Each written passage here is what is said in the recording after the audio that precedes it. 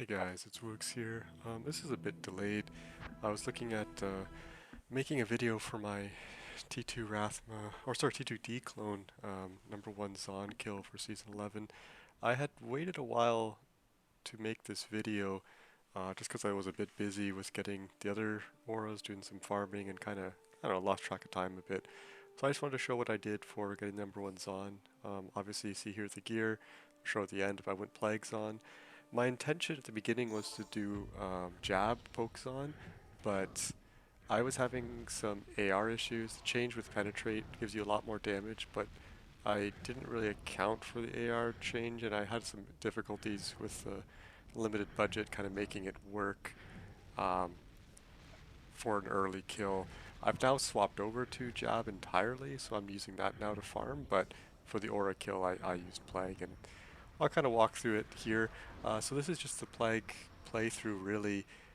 You know, the hardest part of plague is actually not that hard in general, but it's just about keeping about the distance you see there, the whole duration in which he's poisoned. So I did a pretty good job at the beginning of this fight, almost never putting him into the salvation aura. You can see when it goes under his feet, at that point he's immune and the ticks won't work anymore. So you really want to maximize the amount of time that he is not immune, right? So if you can't be poisoning, run away, poison, run away. So it's definitely a fine balance, and you want to make sure you're not also taking too much damage by being too close. The skeleton waves on Plague are actually kind of the easiest. There's some difficulties at the beginning of the spawns for them, of course, and you can get some spike damage and such, but the hardest part where you're going to waste most rejues is really just on the one-on-one declone, just because you do not so great damage versus him, and it takes a long time. These skellies are actually taking a very long time because my damage is actually pretty terrible. We'll show it at the end. I think it's 25 or 26k. Reason for that is really because I made the swap the day I got the skill. I kind of was doing jab the whole time and it wasn't working, so I kind of just got the gear really quickly, and then got the token and went in like this. Because I was just getting frustrated with trying to not getting the gear and not getting the currency to make jab work. So now the skeletons are done, we're back on Dclone. So it's again, you want to try to be looking at the ground for the meteors, and then really try to keep this distance and running around roughly in a circle. You don't really need to run in a circle. You can stand still a bit more often than I am. I tend to just run in a circle because I have a good grasp of the range that he's immune with the circle. And this is my pillar I like to use. Just because I like this, you can see it's a long distance there, so I was able to get out of ground fire, which saves you 1 or 2 pots. Takes a bit to get used to different pillars, so you don't have to use that one, but it's kind of the one that I like to use. To be honest, the Plague is not so interesting of a build, but what's kind of interesting this season is that you gained 2 extra sockets on gargoyles, or 3 sockets total, or 2 on a lot of other weapons like maiden jabs. Gargoyles did get a slight nerf to compensate that, but it's really not really enough for it to matter. So it's definitely a buff there. So you could make the gearing. You have a lot more gearing options, I would say, with that choice. My gear, I'll walk through it at the end. There is some, I would say, not ideal choices, but that's just because I kind of put together half based on what I had for my jabs on, and then kind of the missing pieces to make plague kind of work. So when you get the archer phase, again, you just want to be throwing your spears on cooldown always, but try to aim them at the archers. If you have decent damage, it's going to take like 1.5 to 2 spears to kill an archer. I think my damage is so brutal that it's taking 3. This is not really good. It's going to be weird because you're going to see my gear and it's going to look like the damage, like the gear is pretty good, but it's kind of bad for maximizing damage.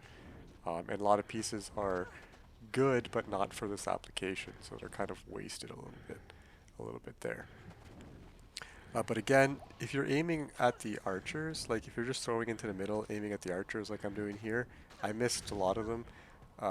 So, they move around, they kind of get out of the poison, so it takes a little while to kill them. But you don't really need to aim at the skeleton warriors at all, because they're just going to walk in the trail of poison that you're throwing at the archers and die anyway. So it's don't really focus on that. There's a couple trains of thoughts for builds. You could maximize pierce so that you're piercing through everything. I don't really like that. I just get a couple points into pierce, as you'll see, and then I kind of work on dodge and evade. So we get our BO off. You know, I do have 90 on swap still, so that was a bit scary of a left my CTA out, but I kind of clicked my mouse button back, so it stayed out. We're doing good on pots here. You'll see we have quite a few pots left, and we're kind of, you know, he's at the halfway health mark, but it's past halfway of the fight. It's usually how I look at it, because you have 2 skelly waves out of 3, and the number of immune phases of Diablo as we get to the second one out of 3. So, you know, having this many pots left, you know, I was feeling pretty confident that I could start over rejuving soon. But obviously I want to get through that third phase, and you don't know what kind of fire patches you're going to get here. So at this point, we've already re-BO'd. We're just going to kind of take it a little bit slow. Obviously, just trying to keep the poison up on Diablo as much as you can. If he's in a bad spot like that, you see how he was against the wall? I kind of ran to the middle as opposed to keep attacking him, because there's no way really to circle him or to dodge meteors when he's against a wall. And it's hard to kind of poison him against the wall because you're not really able to make a full cloud. It's kind of hitting the wall and stopping. So you'll see there again, I'm pulling away to try to get him to move away from that. You know, again, around a pillar or in the middle, I don't mind. I'm a little skeptical to go in the middle at this amount of life. So that's why I'm kind of keeping him here, only because when the skeletons spawn, you don't really want to be directly in the center of the arena, because you're going to get hit by all the archers all at once, and that might get you killed. So you see there, I was kind of on the outside ring when it was expecting. This is kind of the most dangerous part, is right at the beginning until you get a couple skeletons down. But I would say it's just about keep moving, throw your spears, be very careful about where you're walking. You'll see I went around the pillar previously. That time I didn't. The reason for that is you don't have a movement skill, and easily you can get surrounded by skeletons like the warriors and such. And if that ever happens, you have to just save and exit. You're never going to kill them standing still on Plague. It just takes way too long, and you're going to get hit FHR and animation cancelled. So you have to really avoid getting kind of minion blocked on it. So if they're around one of the pillars, go the other direction, or go around the pillar the other side, because that will definitely get you killed. So you have to be a bit careful on that. So here we're almost out of skeletons, and we have quite a few pots left. So at this point, I'm, you know, obviously anything can happen. You got to be a little bit careful, but we're out of skeletons now.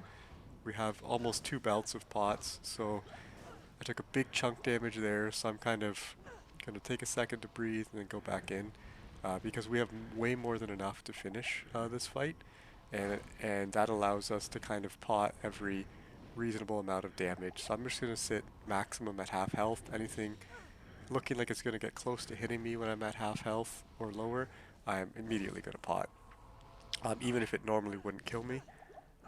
Here I'm just going to stand in a fire patch again. I got unlucky, so we're just going to stay in it. And at this point we just want to keep that same kind of momentum, kind of pushing him away from the wall if we can, and then kind of making sure we're around the range. He gets some bad movement there, so don't get too, you know, tilted from that and kind of move away. And this is a decent spot here. So what we're going to do is try to keep him as much as we can in that area, but he moved away. So it's okay. We're just taking it slow. You know, you don't really need to conserve pots or take it too fast at this point, because we have a minute on our BO, and we have, you know, quite a few pots left still. So I'm not too concerned about it. You know, when he does the hose, it's actually really good on Plague, because it lasts for so long, and you kind of get free damage at that point, because you're not really getting hit. So obviously there's a couple close meteor hits, but I mean, that's just how the orb looks. But you know, we're making sure to always pot before something hits you at above 1,000, so we don't get any chunks. There was a decent chunk there. And then we get him down right about now. And that's, you know, one more hit and I think we're good. on this one, and there it is. So that's kind of the first tier 2 Zon. Um, so, you know, like I said, my damage was not the greatest there, but it's kind of what we had at the time, so we kind of had to make it work. There's a lot of different setups you can do. Um, you know, this one you see the 3-socket gargoyles with just random 4-3s in there. Um, I used the +1-2 socket Black Oak, BK, Verdungos, Dwarf Star, 5 BOCTA, and a +1 lidless, some decent lifers. So we had jaws in the armor, but just random facets in the helm for one facet in the 1-socket helm. You see here we have a couple in Pierce. Um, only have 31 in Elemental Pierce and only 25k plague damage. So you'll see it's pretty brutal damage. With Shaft Stop and Black Oak, I mean, we have good health, but kind of terrible damage. The other options are really Arcanes or Bramble. And if you don't use the Noko and you use Water Walks, you can get very much the same amount of life. I'm just showing that my slams are actually kind of terrible for this. They were planned for the jab, but I kind of made it work with Plague. So, you know, check out the other builds. You know, I'll write them in the description. But yeah, thanks guys for checking it out. Cheers.